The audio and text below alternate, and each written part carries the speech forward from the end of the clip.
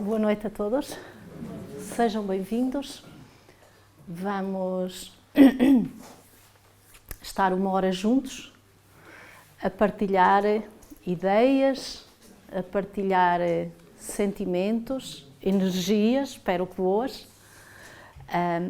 a partilhar muita coisa. Hoje, especialmente, a partilhar conhecimento, que é o tema da nossa palestra. Conhecimento versus educação. Foi o tema que me surgiu para vos transmitir umas ideias que entretanto se apoderaram de mim, fizeram de mim uma escrava e portanto agora eu quero partilhá-las convosco. E quando pensei conhecimento, educação, que raio de título me veio à cabeça. Mas depois pensei melhor e até achei uma certa lógica, até achei que tinha uma certa... que tinha por onde se lhe pegar, tinha umas certas pontas jeitosas. O que é que vocês acham? Há alguma relação ou não entre conhecimento e educação? Ou há alguma diferença? Ou assim, à primeira vista, acham que é um título que possa fazer algum sentido? O conhecimento leva-nos, ao ter o conhecimento, leva-nos talvez a termos melhor educação. Para mim, acho que o conhecimento. Quem quer dar mais ideias? A educação também pode ajudar a aumentar o conhecimento. Façam de conta que está ali escrito conhecimento, tracinho, educação, está bem? Que já estou a ver que aquilo ali não funciona muito bem. Muito bem, muito bem. Alguém quer dar mais alguma ideia? A educação é no sentido de sabedoria ou de comportamento educado? No sentido que vocês quiserem dar. Eu estou aqui aberta a todas as propostas. Eu acho que se for no sentido mais abrangente da sabedoria, acho que tem tudo a ver, porque uma parte da sabedoria é o conhecimento. Muito bem. Vocês parece que captaram as minhas ideias, porque são mesmo essas as ideias que eu utilizei para vos transmitir. Vamos esmiuçar um bocadinho mais isto. Reparem, nós quando vamos à escola, vamos adquirir conhecimento, não é? Desde crianças, vamos adquirir conhecimento. Ao longo da vida também adquirimos conhecimento. Então, quando vamos à escola, vamos aprender conhecimento. Porque alguém nos vai ensinar conhecimento. Isto é, eu vou aprender 2 e 2 são 4, H2O é água, o Afonso Henriques foi o primeiro rei de Portugal, etc. Portanto, eu estou a aprender uma coisa que alguém me está a ensinar. Se nós analisarmos, para sermos mais específicos em relação ao Espiritismo, o Espiritismo é uma filosofia, é uma corrente científica e filosófica de consequências morais. Ponto. É um conhecimento, não é? Alguém está a transmitir este conhecimento, a ensinar e alguém está a aprender nos cursos, etc. Então, a primeira componente do conhecimento será aprender e a segunda será ensinar. Certo? Mas reparem, eu posso saber que Dom Afonso Henriques é o rei de Portugal, foi o primeiro rei de Portugal, mas isso só faz de mim uma pessoa que sabe uma coisa de história. Eu posso saber que o Espiritismo é uma ciência filosófica de consequências morais e sei isso. E inclusive, se sei, até posso transmitir a outra pessoa. Se alguém me perguntar o que é o Espiritismo, Eu digo, o Espiritismo é uma ciência filosófica de consequências morais. Foi uma coisa que me ensinaram e que eu aprendi. Então eu sou uma espécie de papagaio, digamos assim. Sou, ou posso ser, ou não, mas posso ser uma espécie de papagaio. Dizer isto, como quem diz, a batata é um tubérculo, por exemplo. Pronto, está tudo dito. Então, até aqui, eu tenho realmente esse conhecimento, mas é um conhecimento neutro. É neutro. Não vai adicionar nada àquilo que eu sou. Portanto, não vai fazer de mim uma pessoa diferente. A única coisa que fará em relação àquela pessoa que não sabe que Dom Afonso Henriques é o primeiro rei de Portugal é que eu sei e ele não sabe. Mas o que é que isso significa em termos práticos? No máximo dos máximos, que eu tenho mais conhecimento da história de Portugal do que a outra pessoa que não sabe isso. Nada mais. Certo? Então, reparem, o conhecimento em si é algo neutro, é algo que não vem ser uma mais-valia na minha vida. Eu posso pensar assim, não é bem assim. Se quiser pensar mais profundamente, não é bem assim. Porque se eu tiver conhecimentos profundos de direito, não é? Eu vou ter a oportunidade de exercer a minha profissão e vou ter possibilidade de ser um bom advogado e de ganhar muito dinheiro e de me realizar materialmente, etc. Sem dúvida nenhuma. Isso é verdade. Mas não deixa de ser conhecimento neutro.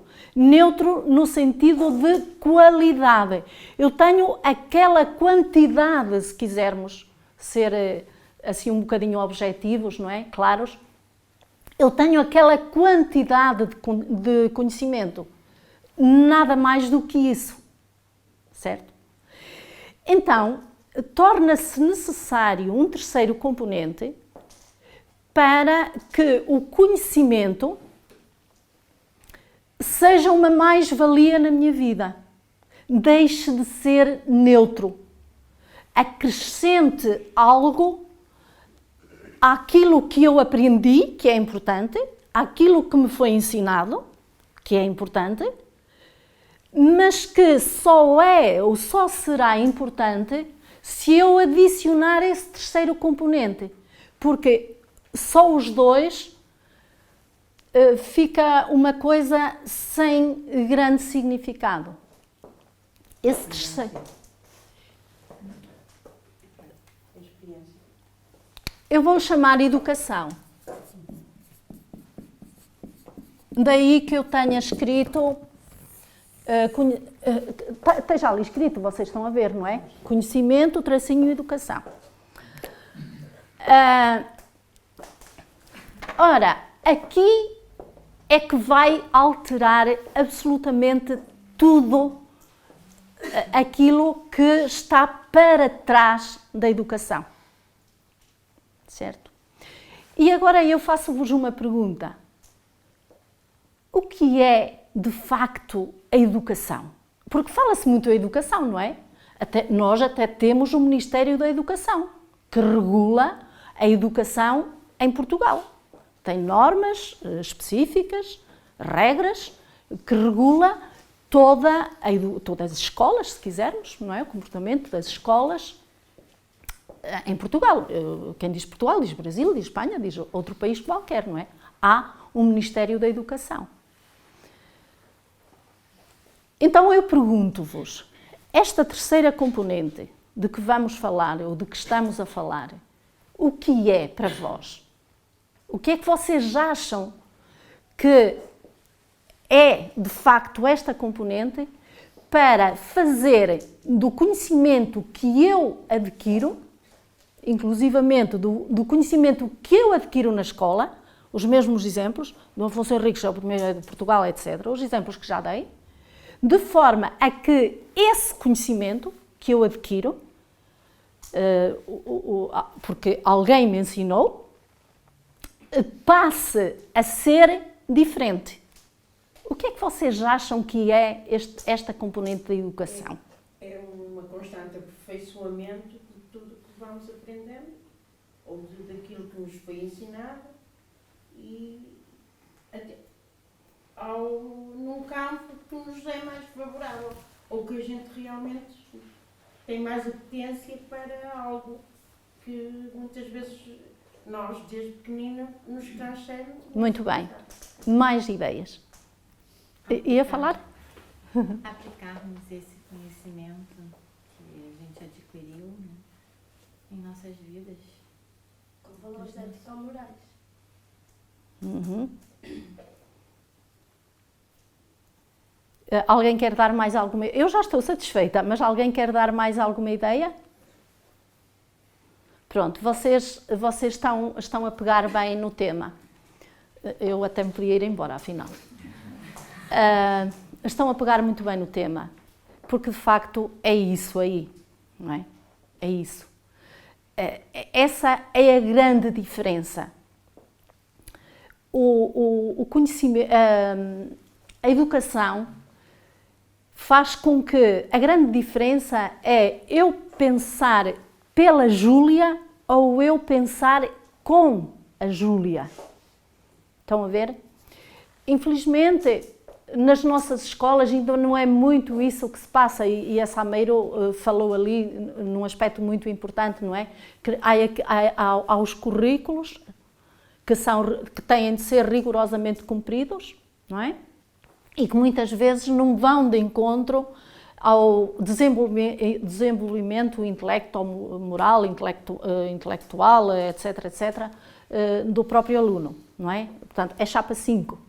Mas nós não vamos aqui discutir isso, porque não vale a pena, nós não podemos alterar isso, não faz parte do nosso mister, portanto, não vale a pena ir por aí. Vamos falar de nós, que isso é que importa. A educação é algo de muito sublime. Platão tem uma... Como sabem, Sócrates foi talvez o primeiro grande educador da história, não é? Há 25 séculos. Depois vieram outros, veio Jesus, inclusivamente, que esse é o mestre dos mestres. Mas Platão tem uma frase muito interessante, que se calhar até é do mestre, se calhar até é do Sócrates, que ele, coitado, não escreveu nada, se calhar não sabia escrever, que eu gosto muito, que é assim: o conhecimento só se completa na virtude. E para mim, e eu baseei-me um bocado nessa frase para acrescentar esta terceira componente, não é? Que é a educação. E nós temos exemplos destes, e podemos pegar de novo nos mesmos exemplos, não é? Imaginem o tal advogado que estudou o direito, que fez aquilo tudo e não sei o que mais, e que exerce a sua profissão. Aprendeu, ensinou. E agora vamos acrescentar-lhe a componente educação. Esse advogado é completamente diferente do primeiro advogado, só com as duas componentes, não é? Completamente diferente. Porque, de facto, a educação é aquilo para o qual nós devemos estar permanentemente voltados. E, em primeiro lugar, nós devemos ter a noção que nos esquecemos, estou a falar por mim, esquecemos-nos disto 23 horas e meia por dia, não é? Que nós somos simultaneamente educadores e educandos, não é? Vocês, neste momento, estão a ser meus educadores. Eu estou a ser vossa educadora, com toda a modéstia, não é? Isto é, nós sempre somos exemplo para alguém, bom ou mau, mas sempre somos exemplo. Então, seria muito importante que nós sentíssemos necessidade de conhecer algumas das regras do educador, não é? E o que é um educador ideal? Que se calhar não existe nenhum, mas pelo menos na teoria nós sabemos. Temos teoria para isso e nós tivemos grandes educadores ao longo da história, que ainda não foi atingido o seu conhecimento nem a 10%. Nós tivemos, por exemplo, olha, já falei em Sócrates, já falei em Jesus. Reparem, os princípios socráticos, os princípios de Jesus, hoje, passados 20 ou 25 séculos, quem é que consegue acompanhá-los? Quê? 5%, 10%, 15%, 20%? 100% tenho a certeza absoluta que não é? Mas tivemos vários educadores ao longo da história, tivemos Comenius, por exemplo, que é um grande clássico da educação, estudado em todo o mundo, finais do século XVII, por aí, princípios do século XVIII, portanto, um século com características completamente diferentes dos nossos dias, não é? Em que, por exemplo, a comunicação era completamente diferente, e em que esse indivíduo nos deixou um protótipo de educação não de conhecimento, de adquirir conhecimento, educação, este terceiro componente, completamente arrasador, uma coisa absolutamente impressionante, que ainda hoje impressiona. E nós poderemos perguntar-nos, fogo, e como é que é possível que passados estes séculos as escolas, por exemplo, não pegam nesse modelo, não é? E não o aplicam na prática? Bem, eu se calhar até sabia a resposta e vocês também, mas não vamos dá-la, porque sabemos que outros valores diferentes se levantam, não é? Políticos, económicos, etc. E, portanto, também não vamos por aí porque não vale a pena, ok? O que importa salientar de facto é que e cá vamos de novo nós àqueles princípios de Jesus, não é? O verdadeiro educador é aquele que coloca o amor acima de tudo, não é?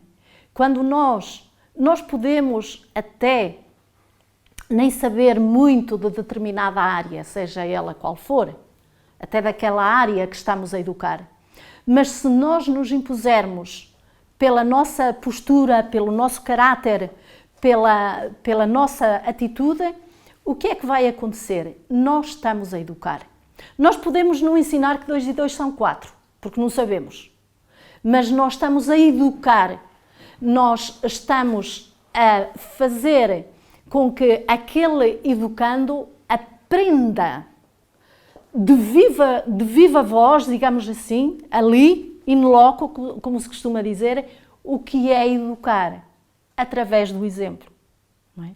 Porque existem 2 tipos de conhecimento, nós sabemos, que é o conhecimento teórico, aquele conhecimento que a gente adquire através da teoria, e o conhecimento prático, que, uma vez mais, o conhecimento prático acaba por se sobrepor ao conhecimento teórico, mesmo ao nível profissional.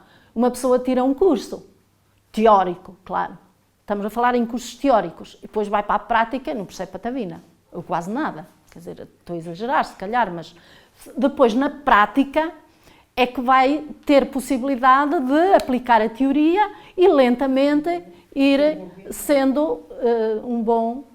Então é através da experiência, portanto do conhecimento prático, da nossa própria experiência, que nós adquirimos o verdadeiro conhecimento. Portanto, da nossa própria experiência e também da experiência dos outros. Isto é, uma vez mais reforçando, porque todos nós somos educadores, não é? Os exemplos valem todas as palavras do mundo que nós possamos imaginar, não é? O exemplo é rei em tudo. Então nós aprendemos com os exemplos ao nosso lado. E daí que o educador seja isso, seja aquele que deixa marcas no seu educando. E muitas vezes não tem que ser a marca daquela matéria, aquela que sabe tudo, do princípio ao fim, tem uma inteligência prodigiosa, tem uma memória colossal. Mas isso não é o importante num educador. O importante é a marca que deixa no seu educando. É o seu educando, como às vezes nós vimos relatos na televisão e não sei o quê, de alguém com 50 anos, com 70, com 80 anos, que se lembra do seu professor primário, não é? Do seu professor que o ensinou a ler, que era muito doce, que era não sei o quê, portanto, que tem aquela imagem do educador, neste caso bem, não é? Mas também o contrário, do mau educador, que também fica para toda a vida, não é? E reparem, nós mesmo nas nossas matérias escolares, quando aprendemos conhecimento, ou porque alguém nos transmite conhecimento, alguém nos ensina, nós somos bons, ou melhores, ou menos bons, nesta ou naquela matéria, dependendo de quê? Da nossa apetência? Não é muito por aí. Dependendo do educador, dependendo do professor, da forma como o professor consegue cativar o seu educando.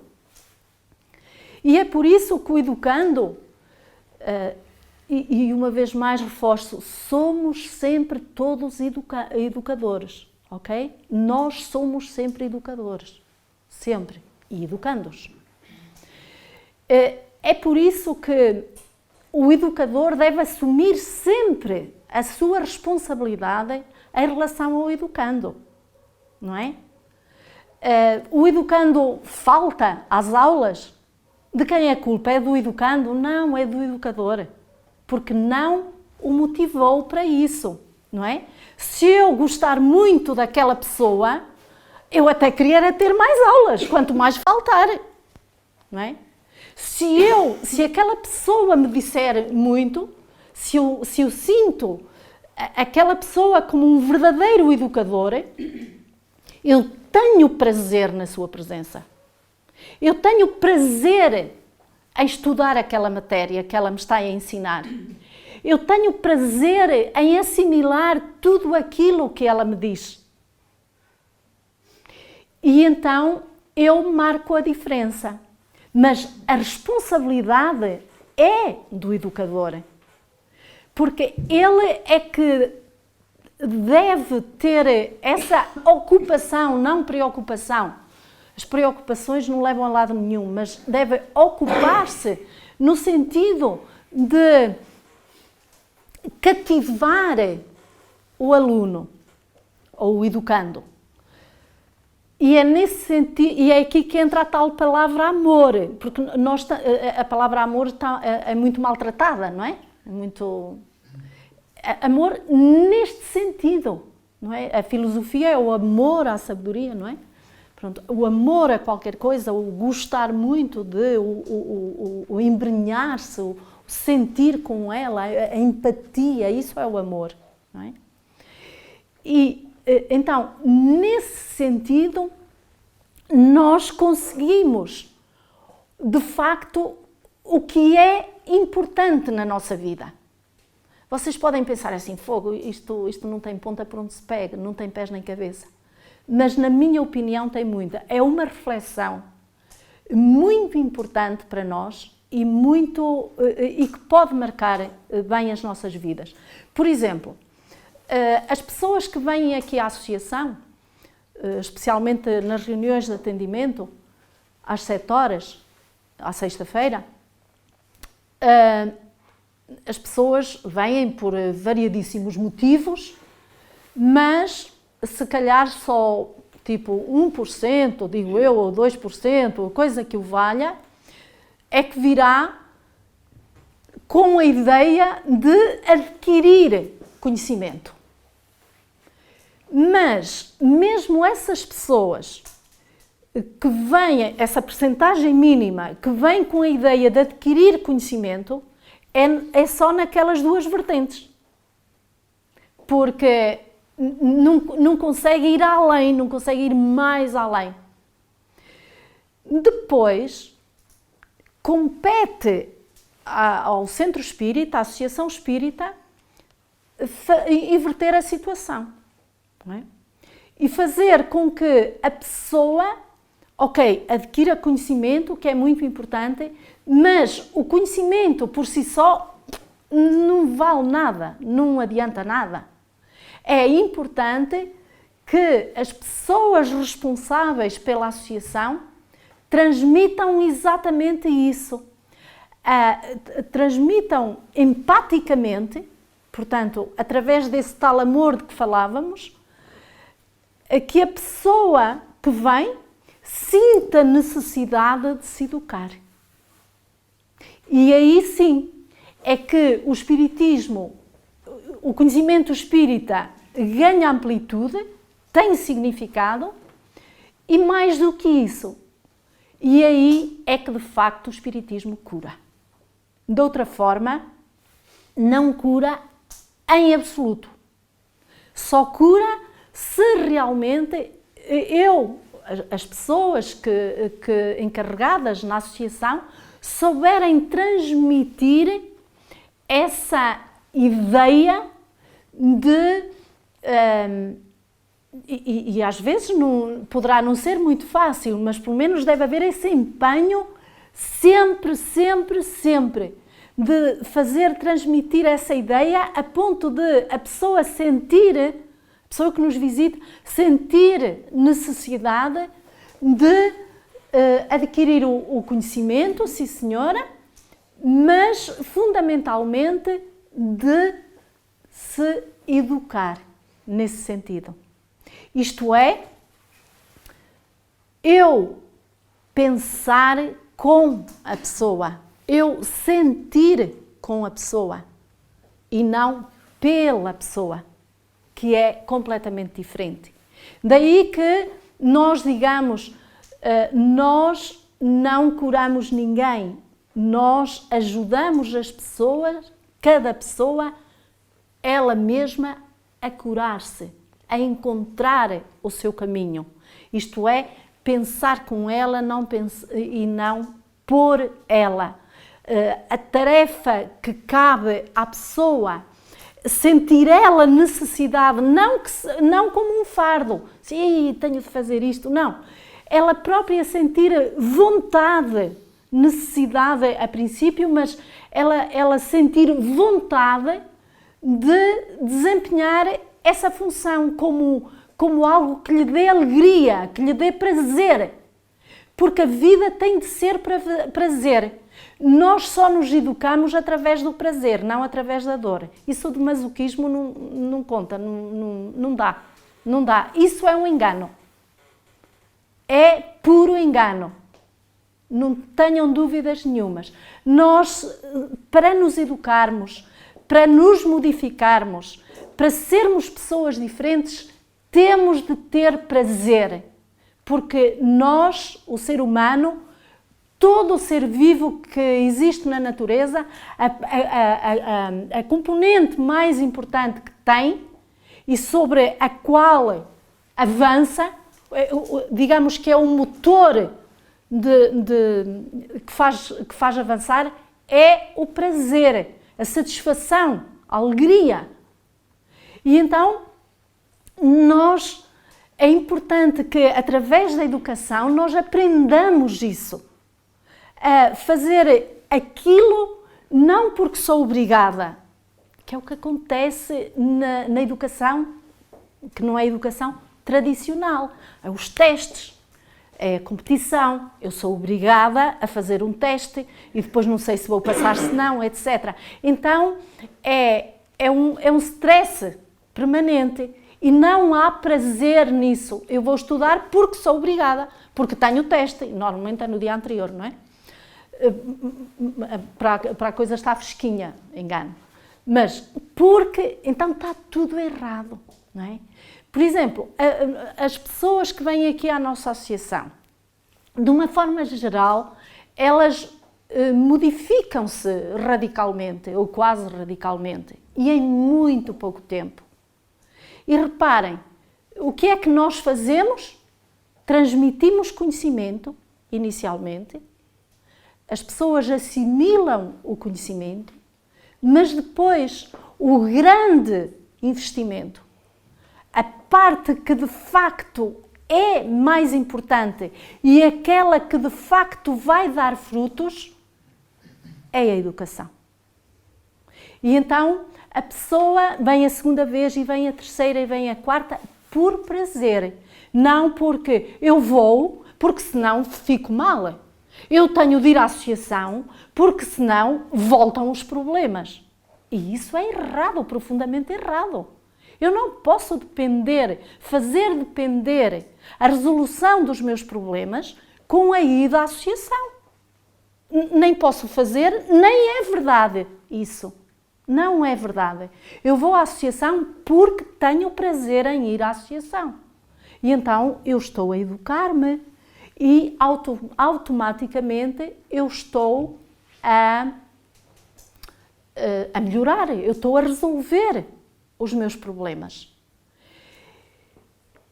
O espiritismo, a doutrina, a filosofia espírita, para ser mais precisa, tem duas componentes que para mim são as mais importantes, que é, por um lado, a liberdade. O espiritismo é a filosofia que eu conheço, e conheço algumas, as clássicas conheço-as todas, não é? Os clássicos, pelo menos,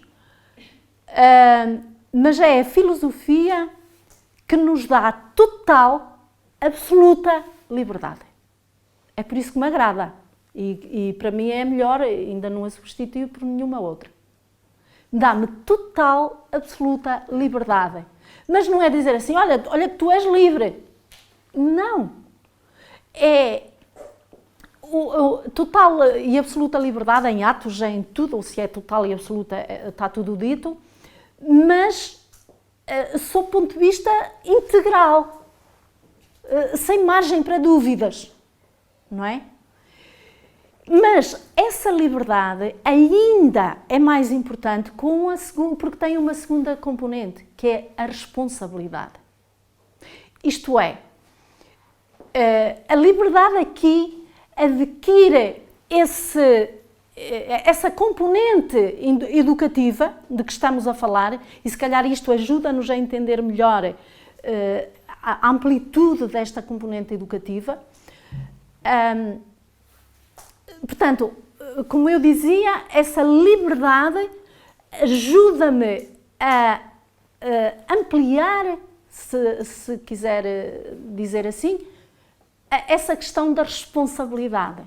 Portanto, são duas palavras que, ao contrário de se chocarem como à primeira leitura possa parecer, sou livre, mas sou responsável, caramba, quer dizer, dão por um lado, tiram pelo outro. Não é? Numa primeira análise nós podemos entender assim, mas não.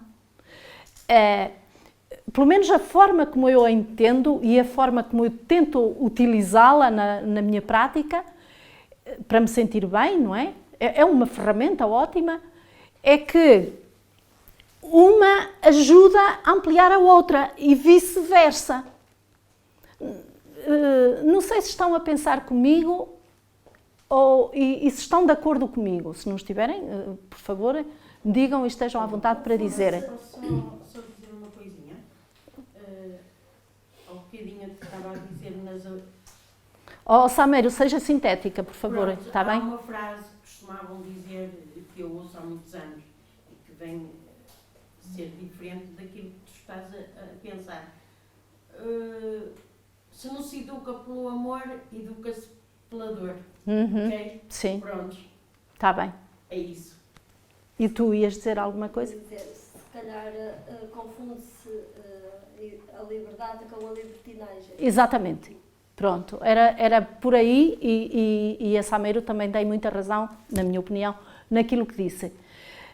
Porque nós, quando pensamos em liberdade, até por uma questão cultural, uma coisa que vem de trás, desde todos os séculos da história da humanidade, quando eu digo, eu sou livre, eu tenho 18 anos, sou livre. E quando a gente pensa, sou livre, é para ir às discotecas, os meus pais passam a dar-me a chave de casa, posso tirar a carta de condução, Pronto. Então, nós temos essa noção de liberdade, não é? Mas quem estuda espiritismo e quem consiga, reparem, o espiritismo é um código, então não pode ser analisado isoladamente, nem uma frase, nem um livro, nem qualquer conceito. Ele tem de ser analisado no seu conjunto, não é? Então, quem estude isso no seu conjunto, e vamos todos estudando, não é? Nós chegamos a essa conclusão, de que, de facto, a liberdade proporciona-me responsabilidade. A responsabilidade proporciona-me liberdade.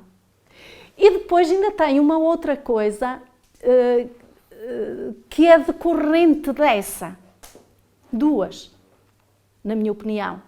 Que essas duas componentes, liberdade e responsabilidade, vão encher o meu peito, digamos assim, com o quê? Com esperança e com consolação.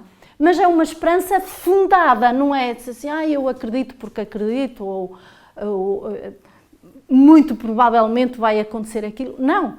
É esperança porque eu tenho a certeza que é assim, não é? Que sou um espírito imortal, que vou ser cada vez mais feliz, que o que está para trás é pior do que aquilo que vem para a frente. Isto é consolação, não é? De que as experiências piores já estão para trás. Vou passar ainda por outras experiências, mas não são as mesmas experiências porque já passei, em princípio, a não ser que não tenha aprendido, mas mesmo que seja assim, vão ser mais leves com certeza. Então, isso dá-me uma liberdade, a tal responsabilidade, e simultaneamente, portanto, no bolo, a tal consolação, não é? A tal esperança. Imaginem um bolo muito bonito, não é? Com duas componentes, com chocolate e com chantilly, e depois tem a cereja em cima, não é? Que é a consolação, e isso é uma maravilha, sem dúvida nenhuma. Então, essa educação, portanto, o conhecimento transmite-se. Está uma turma de 30 alunos. Hoje vamos estudar a história de Portugal. Quem foi o primeiro rei de Portugal? Dom Afonso Henriques. É um conhecimento em massa, uma transmissão em massa. Não se sabe se aquele assimilou desta maneira, aquele assimilou daquela, aquele... Não se olha muito por aí, não é? A educação é que vai fazer toda a diferença. Reparem, já falámos aqui em Sócrates. Sócrates utilizava um tipo de um método de educação, ele foi um educador, não foi um transmissor de conhecimento, pura e simplesmente. Ele foi um educador. Então, ele transmitia a sua educação através de um processo muito interessante que aprendeu por causa da profissão da mãe dele, que se chamava maiêutica.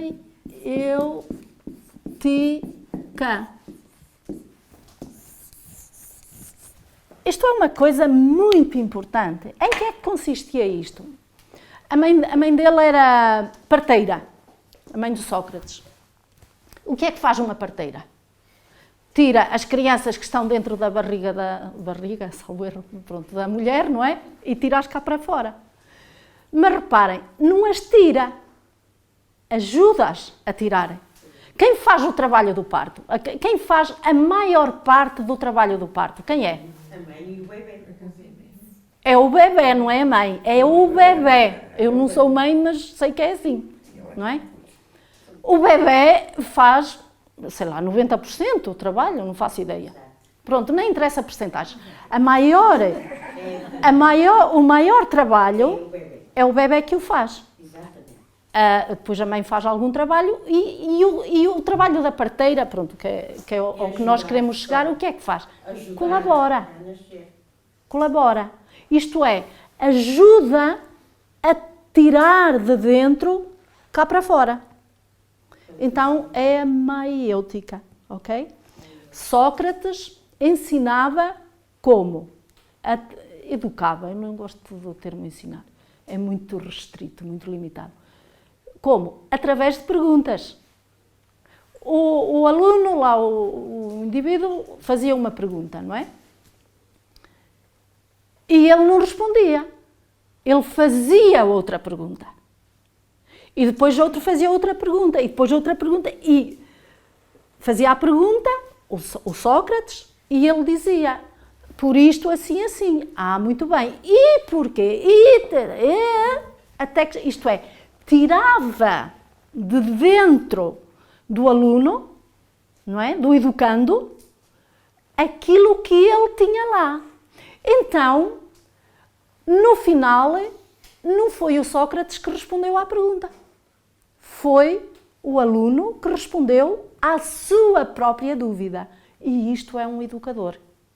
Isto é, tirou de dentro do aluno, do educando, aquilo que ele próprio tinha.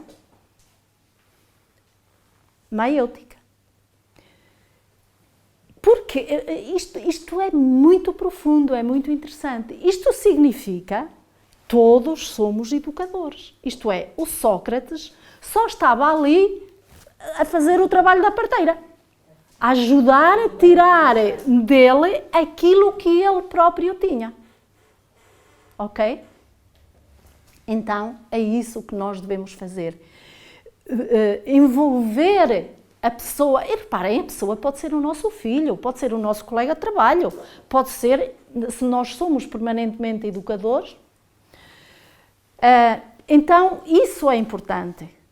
Não dar as respostas definitivas porque eu é que sei e eles não sabem nada, não é? Às vezes as pressas é que fazem um bocado isso e eu, minha máxima culpa, por exemplo nos cursos aqui na associação, mas a gente havia programar os cursos, o Sócrates tinha todo o tempo do mundo, não é? Era o que fazia, ali todo o dia, quem aparecia. Não sabe. Era fácil, não é? Agora, a gente aqui devia programar os cursos de maneira a durarem uma eternidade, só que depois as pessoas não queriam. E para a gente fazer esse tipo, era interessante, era muito bom, era muito agradável. Bom, mas depois falei num outro educador, eu tenho-me a apressar, num outro educador que foi Jesus. E Jesus não usou tanto essa, até porque essa já era conhecida, não interessa, ele usou outras. E então, ele usou uma muito, muito interessante, que é, quanto a mim, outra grande componente, que foi aquilo a que nós chamamos parábolas, não é? O que eram as parábolas de Jesus? Eram histórias que ele inventava, não é? De acordo com o quê? Com a situação, com o lugar, com a pessoa. Porque cada pessoa é um universo. E aquilo que aquela pessoa precisa de ouvir não é o mesmo que precisa a outra. Daí que ele especificasse isso, não é? Há uma história muito engraçada, não sei se foi verdade, mas uma vez andava lá Buda com os discípulos e aproxima-se um senhor e perguntou-lhe: "Oh, existe Deus?" E ele: "Não." Continuaram o caminho, dali por um bocado aparece outro e fez a mesma pergunta ao Buda: "Existe Deus?" E ele disse: "Sim, sim, existe." Continuaram o caminho e mais à frente apareceu um terceiro indivíduo e fez a mesma pergunta ao Buda. Existe Deus? E ele disse: "Depende, mais ou menos." Bem, os discípulos ficaram completamente baralhados, naturalmente, não é? Assim, mas afinal o que é isto? E claro que questionaram o Buda. Perguntaram-lhe porque é que ele deu 3 respostas tão distintas a uma mesma pergunta. E ele disse: muito simples, porque as pessoas eram completamente diferentes uma da outra. A primeira era uma pessoa muito crente, muito submissa, e portanto tudo o que eu lhe dissesse, ela ia acatar. E portanto eu disse-lhe a verdade, porque estava num ponto de aceitar aquilo que eu lhe pudesse dizer. A outra estava no outro polo, no polo oposto, que eu podia lhe dizer que sim, que ele, portanto, em vez de o ajudar, ia prejudicá-lo. Assim, disse-lhe que não, ele vai certamente pensar porque é que eu disse que não e é capaz de chegar ao sim. Então o Buda disse que não há Deus. Não é? E o outro é porque é um indivíduo que anda aí na corda bamba e vamos lá ver para que lado é que ele cai. Não é? Então reparem, foi isso que fez Jesus. É isso que faz um bom educador.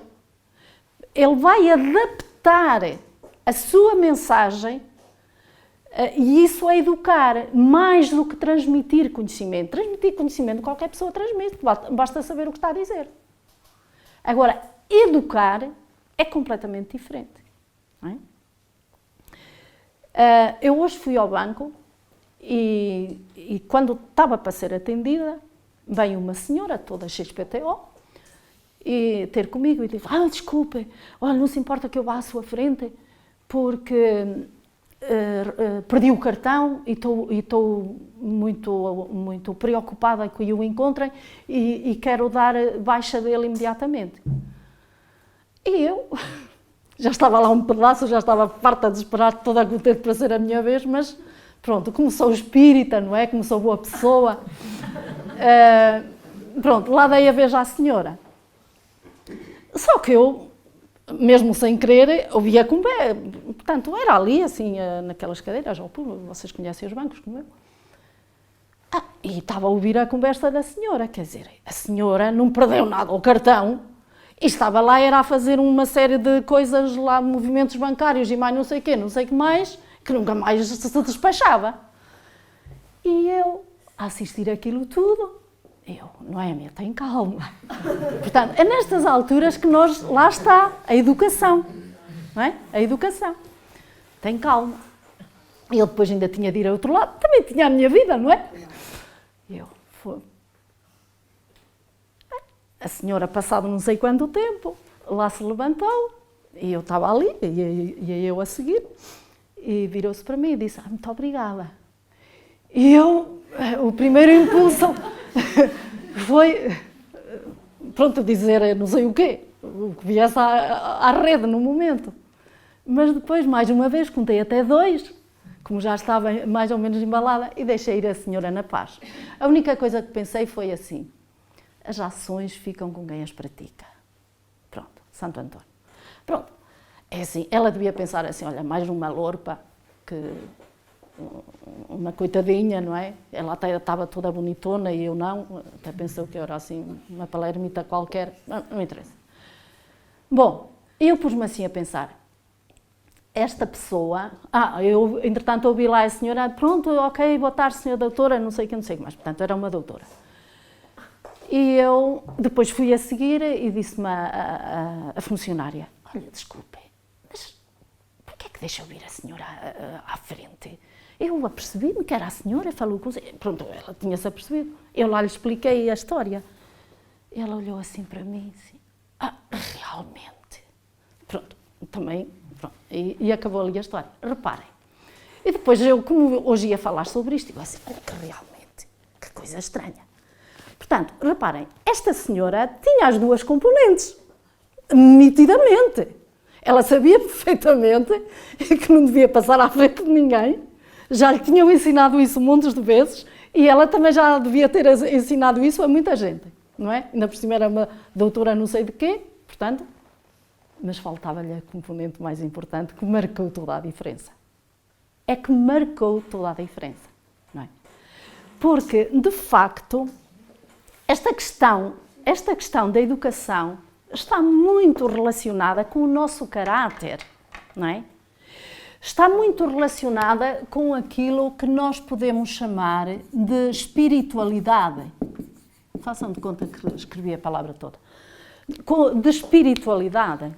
E reparem, espiritualidade não é nós termos uma religião, não é nós frequentarmos um centro espírita, não é aquilo que muitas vezes nós pensamos que é. Espiritualidade é aquilo, a educação. Educação nesse sentido que hoje abordamos. Isso sim é que faz a diferença. E aquela senhora Eu desejei-lhe no meu coração, não é? Desejei-lhe todo o bem do mundo, toda a felicidade do mundo, porque sei que é isso que eu vou receber. A gente é egoísta, não é? A esse ponto, é evidente. Como a gente sabe que recebe o que dá, então deixa cá distribuir, que é para receber muito. Pronto. Mas eu fiquei a pensar, vocês já imaginaram o que seria a nossa sociedade, a sociedade global, se nós se refletíssemos sobre esta questão da educação versus espiritualidade? Vocês já pensaram bem a diferença que seria se refletíssemos um pouco sobre isto, que aparentemente parece que é uma coisa... Oh, que raio de conversa é que ela hoje foi arranjar, não é? Mas, para mim, isto é a base. É a base da vida de cada um de nós, enquanto ser individual, e é também a base da sociedade, em geral, não é? Há um princípio que diz que ninguém é feliz sozinho, não é? E não é. Não é possível. Então, como é que nós conseguimos ser felizes? Nós conseguirmos, se conhecermos este princípio e, portanto, esse tal versus também espiritualidade. Isto é, se nós conseguirmos ser felizes com o outro. O outro é global, não é uma pessoa, não é porque eu amo fulano, não sei o quê. Isso também não dá felicidade nenhuma, não é? Porque fazemos depender a nossa felicidade do outro. Aqui, apesar de alguma forma, ninguém é feliz sozinho, então estamos a fazer depender a nossa felicidade de algo. Mas é algo diferente que nos completa, isto é, eu só sou feliz se me sentir completa em relação ao meu próximo. E quem é o meu próximo? É o tal samaritano, não é? Que eram odiados, é qualquer pessoa, seja quem for. E isso acaba por fazer toda a diferença, não é? Na nossa vida. E reparem, a partilha é uma coisa que gosto muito. Sinceramente, se me perguntarem o que é que tu mais gostas de fazer, partilhar. Partilhar conhecimento, não é? Conhecimento no sentido de educação, portanto, no sentido global, no fundo, nestas três componentes. E partilhar não significa que eu esteja a transmitir, eu estou a receber. Aliás, nesse sentido, quem ensina quem? E quem recebe quem o quê? Portanto, é tudo muito subjetivo. Porque quando nós partilhamos, nós estamos a enriquecermos-nos a nós, mas estamos também a enriquecer o outro. Sei lá, imagina, eu dou o meu casaco a alguém, partilho no sentido de dar o meu casaco aqui ao César. Eu fico sem o casaco, fico mais pobre, e ele fica com o meu casaco, fica mais rico. Isto é, há aqui uma descompensação, não é? Porque eu dou algo e fico sem ele. E alguém fica a ganhar. Isto em termos de bens materiais. Quem diz o meu casaco, diz os sapatos, diz seja o que for, em termos materiais. Mas agora imaginemos que eu estou a partilhar educação, neste sentido que hoje aqui partilhamos. Eu estou a partilhar uma ideia, por exemplo. Estou a partilhar ideias. Eu, na medida em que partilho, eu fico mais rica.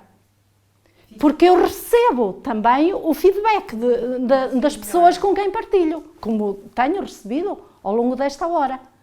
E vocês também ficam mais ricos, não é? Porquê? Porque acabam por...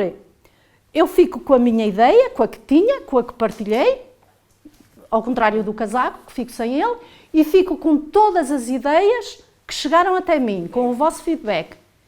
E vocês a mesma coisa. E põe-nos a pensar. Então isso é educação. Eu sinto que nesse estou a sentido. ouvir alguém, ou quando eu estou a ouvir também alguém, põe-nos os dois a pensar até às vezes envolver o tema. Naturalmente. Por exemplo, mais- eu tive aqui, pronto, a lançar estes lamirés e não sei o quê. Mas eu tenho a certeza absoluta que cada um de vós, assim, vós encarnados e desencarnados, também estão aqui desencarnados, espero bem, e é maior número, senão a gente fala quase só para os peixinhos, não é? Também não vale a pena. Mas eu tenho a certeza que cada um de vós assimilou essa ideia, esses conceitos, e depois fez o seu próprio modelo mental. Isto é, construiu, cada um de vós, à vossa maneira, este conhecimento, que depois, desejo eu, será transformado em educação, no modelo aqui apresentado.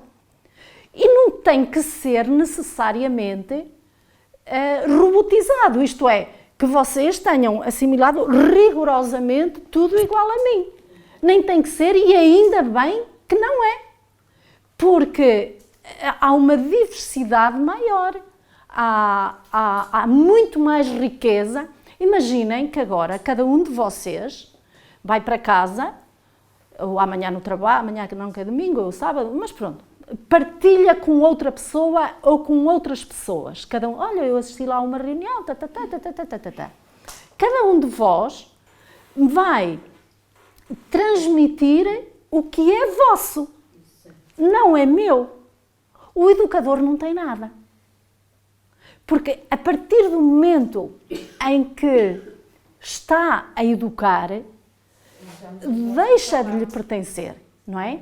Deixa de... Ele dá-se. Pronto, e se dá, acabou. Então, aquilo que vocês, cada um de vocês, partilharem com a outra pessoa ou com as outras pessoas, não é meu. Vocês podem citar, olha, não é meu, disse não sei o quê, não sei o que mais. Mas, se citarem alguma coisa ipsis verbis, tem de ser lá com as aspinhas e tal, e também não tem interesse nenhum. O interesse é que cada um de nós construa o seu próprio modelo mental, não é? E o transmita à sua maneira, tal como ensinou Jesus, não é? Que invente a sua parábola para chegar ao coração daquela pessoa específica. Imaginem que é uma pessoa que não está nem aí para o espiritismo. Vocês não precisam de dizerem, eu fui a uma palestra, uma associação espírita, opa, aí iam ser totós, não é? Não iam dizer isso, iam dizer, olha, li num livro, ou ouvi, ou lembrei-me. Até podem assumir como sendo vosso, qual é o problema? Isto não paga direitos de autor, não é? Olha, sabes, estive a pensar numa coisa assim, e que é que tu achas e tal, e não sei o quê. Não é? É tal, se há Deus, se não há Deus, não é? Aquela história. Portanto, nós vamos, como bons educadores, vamos adaptar a nossa, aquilo que queremos transmitir de acordo com a pessoa com as características da pessoa a quem nós queremos transmitir. Não é? Moral da história. Qual é a moral? Chegamos ao fim. Infelizmente, estamos aqui toda a noite, não? Então, da minha parte, muito obrigada e até sempre.